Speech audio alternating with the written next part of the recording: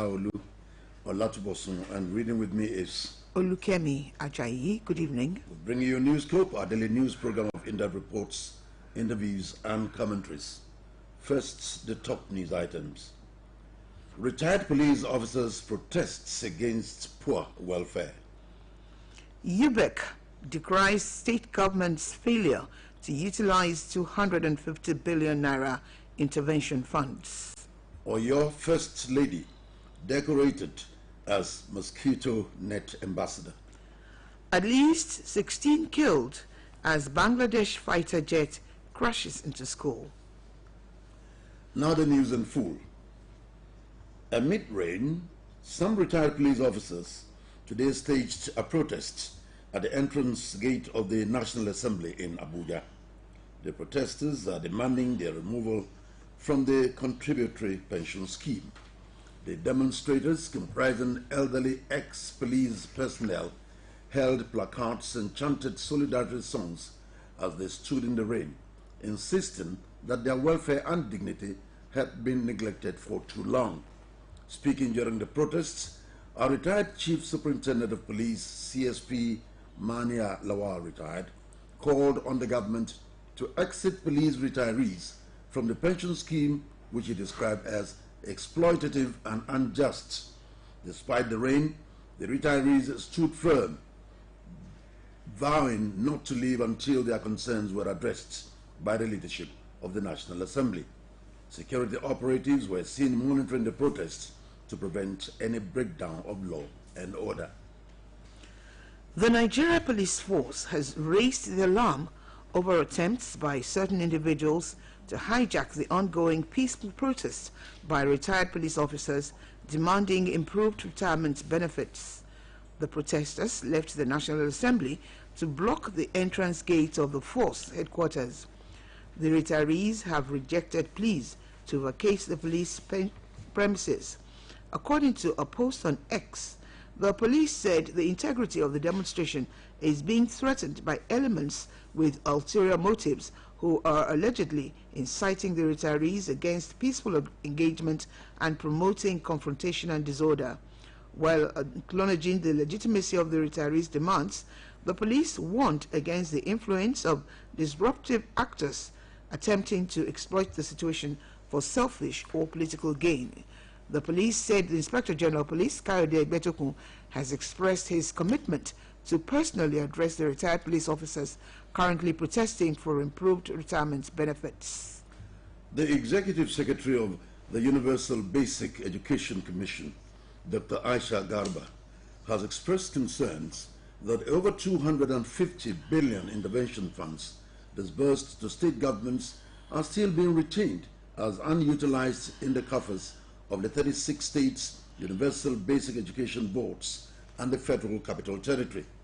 Garba disclosed today, while declaring open a 3-day financial management training organized for the funds managers of state Universal Basic Education Boards in the 36 states and the FCT, including SUBEPs, directors of finance and accounts, heads of internal audit and matching grant desk officers on efficient and effective management of the UBE intervention funds.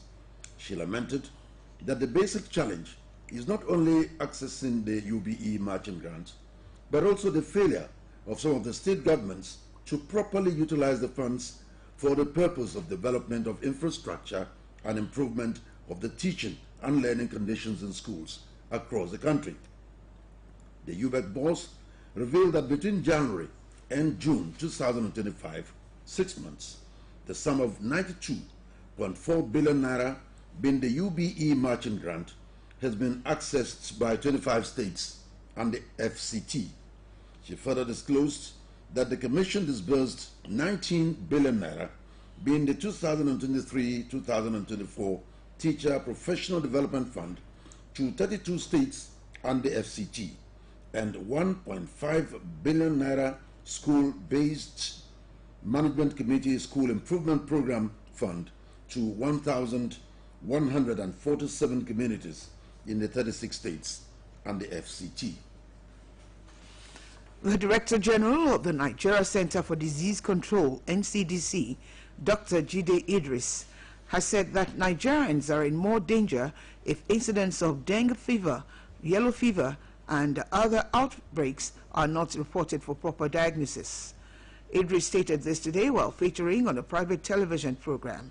He lamented that incidents of dengue fever had been mistaken by some Nigerians for malaria due to the similarities in the symptoms and a lack of proper diagnosis. The NCDC also advised managers of medical facilities in tertiary institutions to promptly notify the Ministry of Health and the center as soon as a case is detected. The federal government had on July 18, 2025, issued an alert warning Nigerians of the outbreak of infectious diseases across the country. Issuing the warning on Friday via its website, the Nigeria Center for Disease Control and Prevention, NCDC, confirmed the widespread outbreak of cholera, dengue fever, mpox, diphtheria, and yellow fever. The Public Health Agency warned of serious public health risks if urgent action was not taken, arguing that the ongoing outbreaks required immediate national attention. The federal government has suspended the recent circular issued by the National Salaries, Incomes and Wages Commission reviewing the allowances of medical and dental officers in the federal public service. The controversial circular, dated June 27, 2025, drew widespread criticisms from medical associations, including the Nigerian Medical Association, the Medical and Dental Consultants Association of Nigeria, and the Nigerian Association of Resident Doctors, among others. The NMA had issued a 21-day ultimatum on June 2 to the federal government to withdraw the circular and meet its other demands to avert industrial action in the health sector.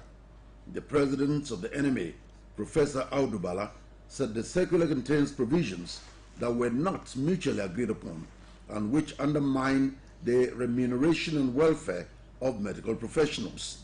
The NMA warned it will grant medical services nationwide if the government fails to meet its demand at the expiration of the ultimatum by July 23.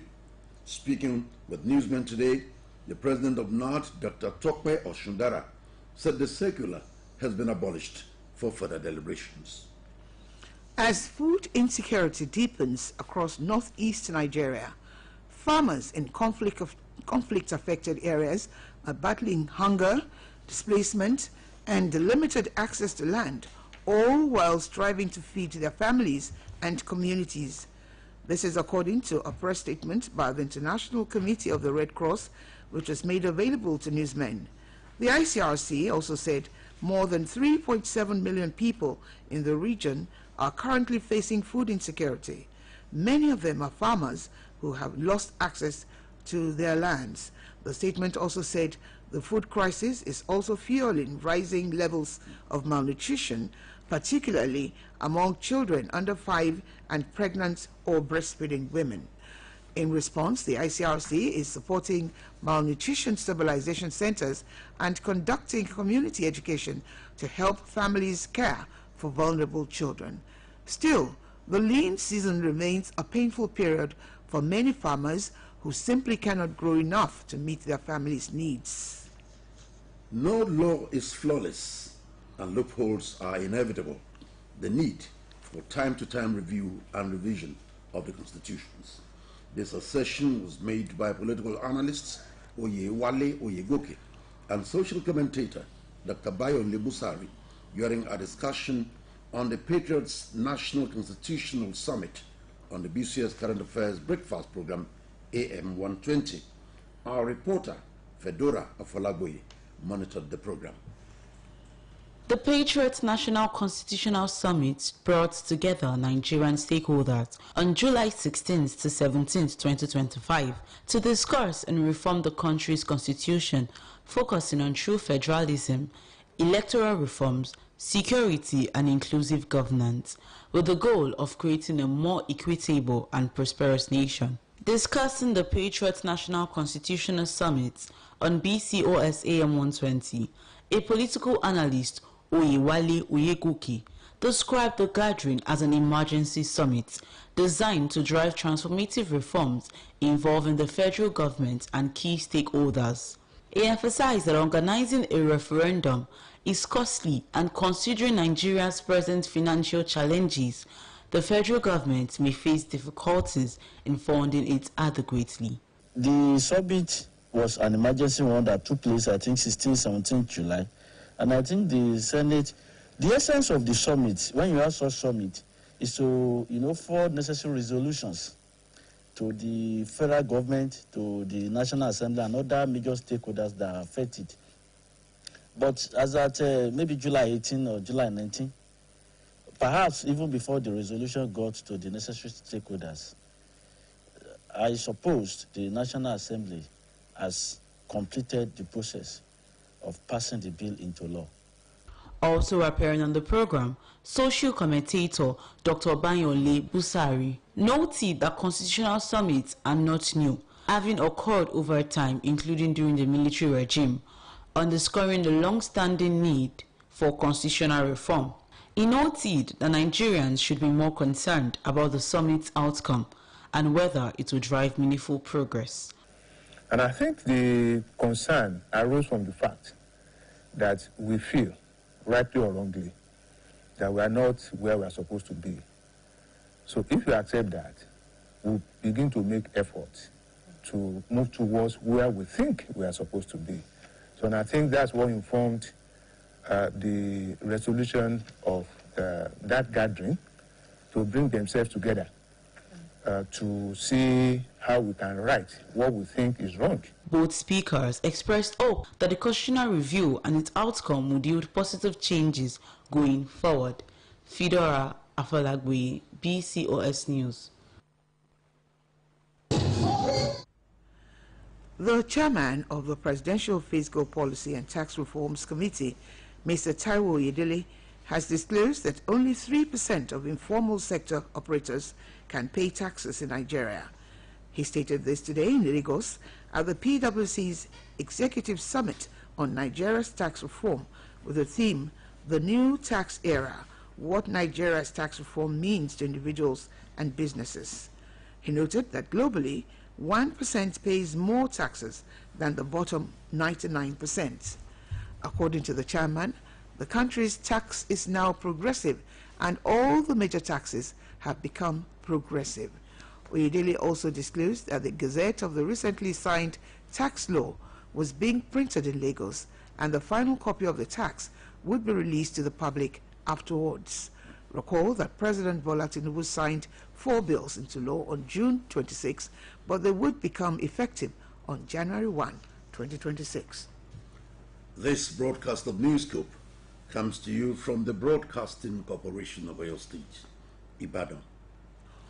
In a bid to further promote the End Malaria campaign in the state, wife of the state governor, Mrs. Tamuno Menini Makinde, has been named and decorated as the NET ambassador. She was decorated at the official flag-off ceremony of the 2025 insecticide-treated net mass campaign, which held at an event center in Ibadan. In her remarks, Mrs. Makinde emphasized the significance of the initiative, highlighting the devastating impact of malaria on children and the need for collective action to combat the disease. As the newly decorated ambassador for the campaign, she pledged to continue advocating for the use of insecticide-treated nets and other malaria prevention strategies, stressing further that the nets will provide protection to thousands of families, particularly children and pregnant women who are most vulnerable to the disease. The Commissioner for Health, Dr. Oluyole Agbedotun, who also addressed the gathering, underscored the threats posed by malaria to child mortality and morbidity in the state. She noted that malaria is the leading cause of deaths among children under 5, adding that the distribution of insecticide-treated mosquito nets is a crucial step towards reducing the burden of malaria in Oyo State. It was a celebration of God's faithfulness and gratitude as the Director of News and Current Affairs at the Broadcasting Corporation of Oyo State BCOS, Mrs. Fumilola Osoyin, marked her 60th birthday and formally bowed out of the public service. The event brought together colleagues, friends, families, and well-wishers who gathered to honor her for her outstanding contributions to public broadcasting and exemplary leadership over the years. Our reporter, Adiola Oladile, presents details of the grand event.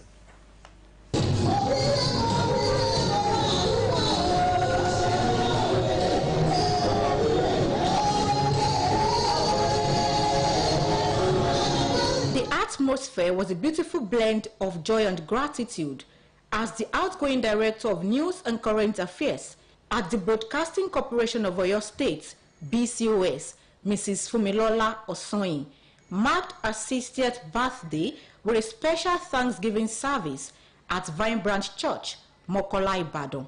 The occasion was a double celebration for Mrs. Lola Osoyin, as it also marked a formal retirement from the BCOS after a remarkable career in broadcasting and the public service, spanning 34 years. In a sermon titled, "Things That Affect Our Prayer Life," the presiding pastor of the Vine Branch Church, Pastor Shola Kolade, identified motive, marriage, ministry, and money as the key areas which significantly influence a believer's spiritual effectiveness and relationship with God. As far as the grace of God is concerned, we are equal before God. There's neither male nor female in value before God. The same blood was shed for all of us, that your prayers may not be hindered. After the church service, all roads led to the state secretariat for reception, where the celebrants, surrounded by family, friends, BCOS management and staff, led by the chairman, Mrs. Dr. Oluyole, and the general manager, Mr. Gukade Lakun, was warmly celebrated with tributes, music, and dancing.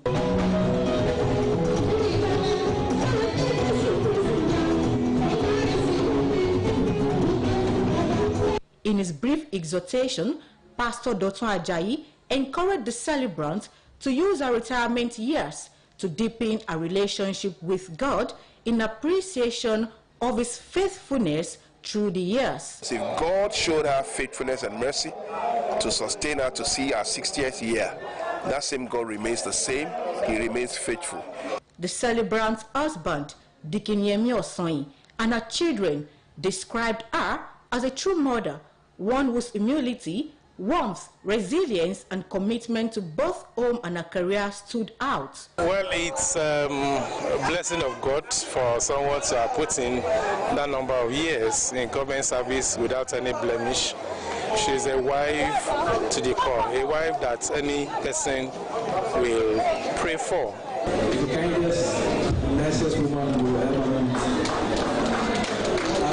This one is not really trying to be cliche, saying your mom is the best woman in the world. She's actually the best woman. Words fail me right now, but my mom is a lovely, beautiful, strong woman. She's caring. She's everything that a mother should be. A lot of times she goes out of her way to do certain things for several people, even at the detriment of her own self.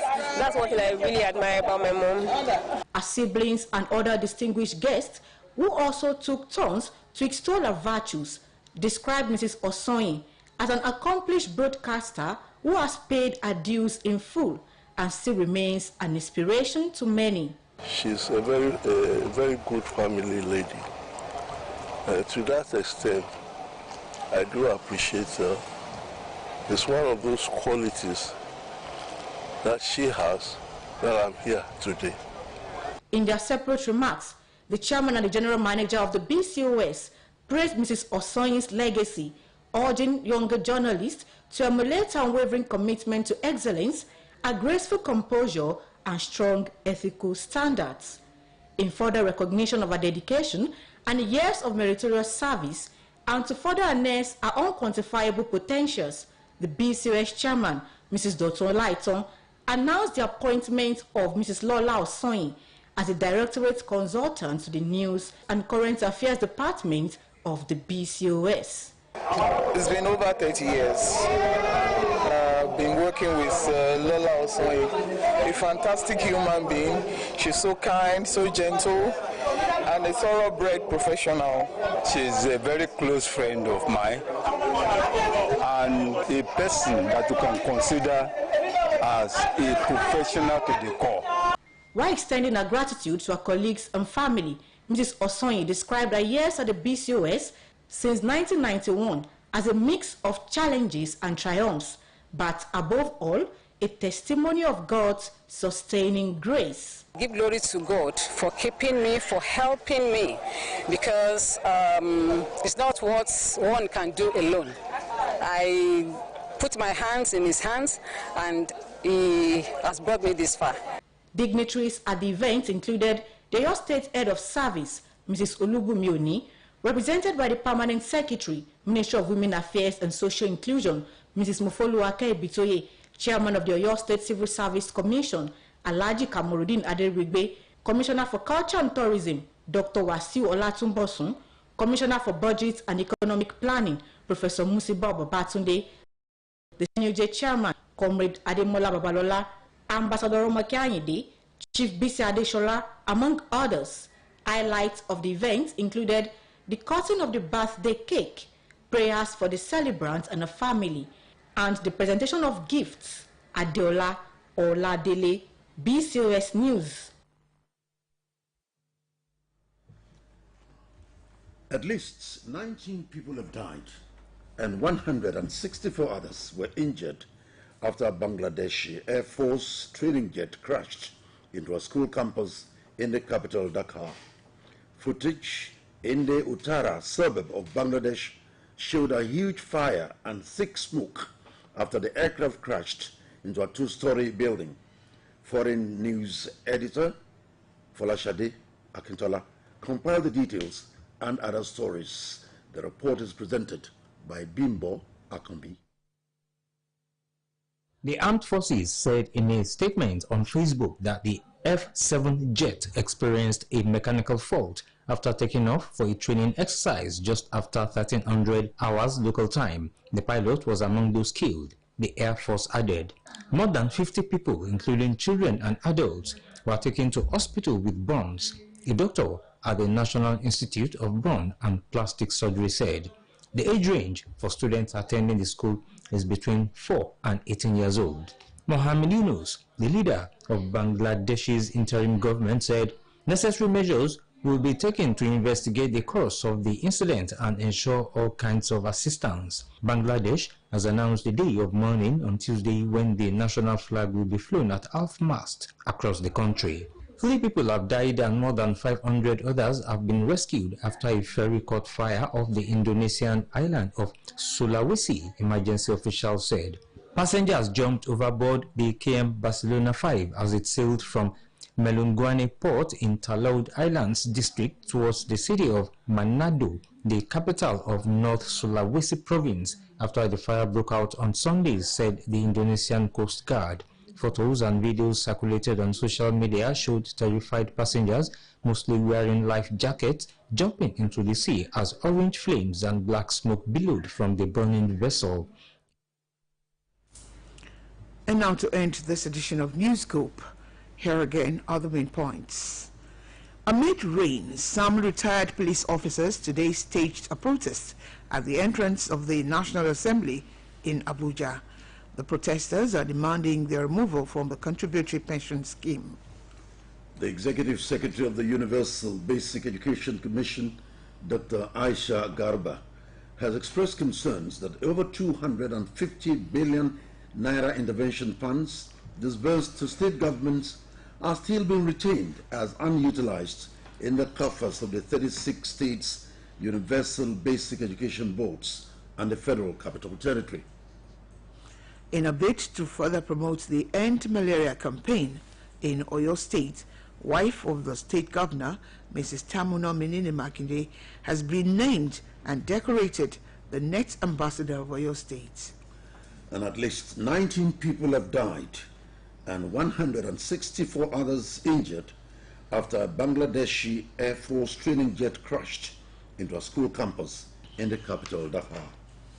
And that's all from News Scoop Desk for now. It was packaged by Bodi Akinjola and delivered by Olukemi Ajayi and Olatibosun.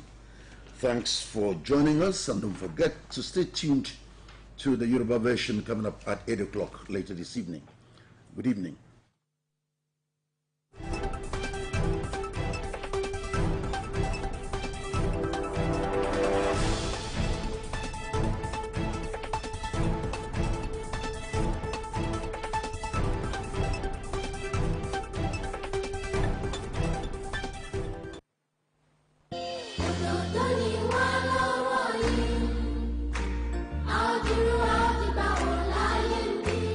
ètò ìlera nípìnlẹ̀ Ọ̀yọ́ ló ń gbèrú sí i pẹ̀lú akitiyan ètò ìjọba ọlọ́lá jùlọ gómìnà Olúṣèyí Abíọ́dún Mákindé láti pàṣẹ iléeṣẹ́ elétò ìlera ìpínlẹ̀ yìí ní kó àwọn èwe tí ń dọ̀rọ̀ tàn síbẹ̀ ìgbìyànjú iléeṣẹ́ elétò ìlera ń tẹ̀síwájú láfi rán àwọn ìyálọ́mọ létí wípé bọ́mọ bá ti pé oṣù mẹ́fà lẹ́yìn oúnjẹ omi ọyàn pọ̀nbélé àwọn oúnjẹ aṣaralóore alápòpọ̀ mashed foods la máa fún wọn jẹ pẹ̀lú àfikún omi ọyàn àwọn oúnjẹ bíi ẹyin ẹja èso ewébẹ̀ ẹ̀wà ẹ̀pà sóyà ìrẹsì àgbàdo iṣu àtàwọn míì àwọn oúnjẹ wọ̀nyí ló kún fún okun agbára ìjípépé ìdàgbàsókè àlàáfíà àti ìlera tó péye bákan náà ní ká gbájúmọ́ ìmọ́tótó ara àti àyíká bá a ṣe ń fọmọ oṣù mẹ́fà láwọn oúnjẹ yìí láti máa fún mi ọyàn lá kí wọ́n lè jẹ́ àgbéyè àti àwòyè bó tilẹ̀ jẹ́ wípé ètò ọrọ̀ ajé lágbára lásìkò yìí ẹ jẹ́ ká pèsè ọjọ́ iwájú rere fáwọn ọjọ́ ọ̀la wa ìsọmọ jìnnà fún ajẹ́ o ìkéde ló wá látọ̀dọ̀ ikọ̀ àárín àti iléeṣẹ́ elétò ìlera ìpínlẹ̀ Ọ̀yọ́. Special secret that awakens taste buds. Mouth-watering wonder with awesome aroma. Terra seasoning cubes. Terra seasoning cube turns your meals into a masterpiece. Unwrap joy, unleash taste. Hey, come cook with Terra cubes. Come cook with Terra.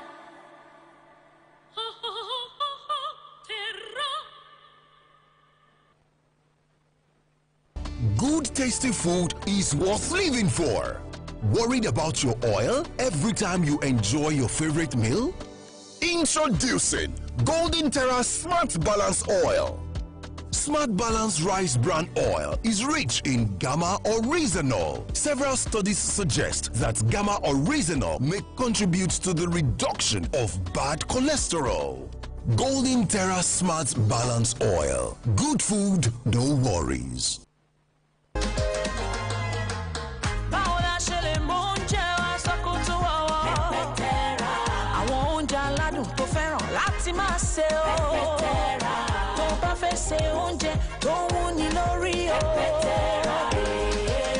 Ìbá ṣe jọ̀lọ́ọ̀fù àtàdìdì kódà àsáró tàbí spaghetti ṣe oúnjẹ tó ta wọ́n yọ pẹ̀lú pẹ́pẹ́ tẹ́ra. Pẹ́pẹ́ tẹ́ra. Hey, do you know that if you're HIV positive, you and your partner can live a healthy life? Really? I would like to know more. Can you explain? Yes. If you test positive and adhere strictly to your antiretroviral medication, you can reduce the virus in your body and have an undetectable viral load. An undetectable viral load means the amount of HIV virus in your body is so low it cannot be measured by a HIV test. And undetectable equals untransmittable, or U equals U, which means if you have an undetectable viral load, you cannot pass the HIV virus to your partner through sex. So you mean if I test positive and take my medications regularly, the HIV virus in my body will become undetectable and untransmittable? Exactly.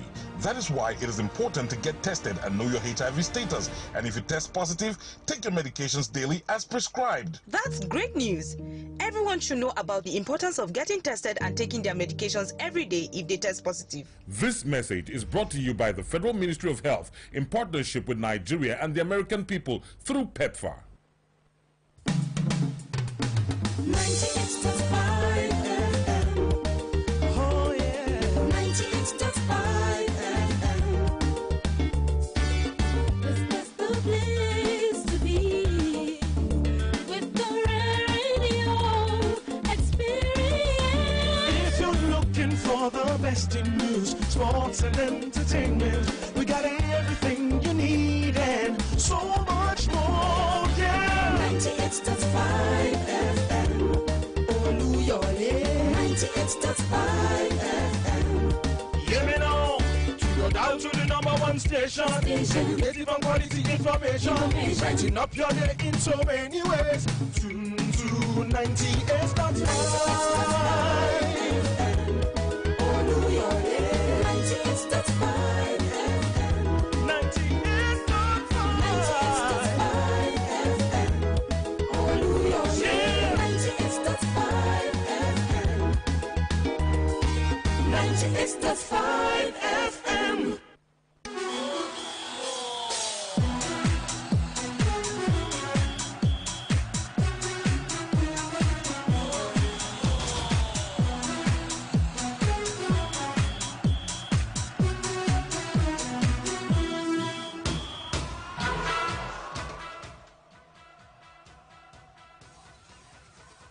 Yes, the Super Falcons, one name on the lips of several Nigerians at this time after a super exciting performance against Zambia on Friday at the 2024 Africa Women's Cup of Nations. The girls gave us truly plenty to savor, and now we build up to Tuesday's game, the semi-finals of the tournament against the Bayana of South Africa. The coach, the players have returned to training. They say celebrations are over and they are back to work as far as the tournament is concerned. Today on the show, we'll be focusing on the Falcons and what must be done to ensure that they secure the tickets for the final. My name is Matthew Kugbe, saying welcome to another exciting episode of Sports Roundup. I won't be doing this alone, and I was able to pull the big names to the studio today, and I must tell you, Spobani is joining today in the studio, as well as Raymond Akparere. Two names you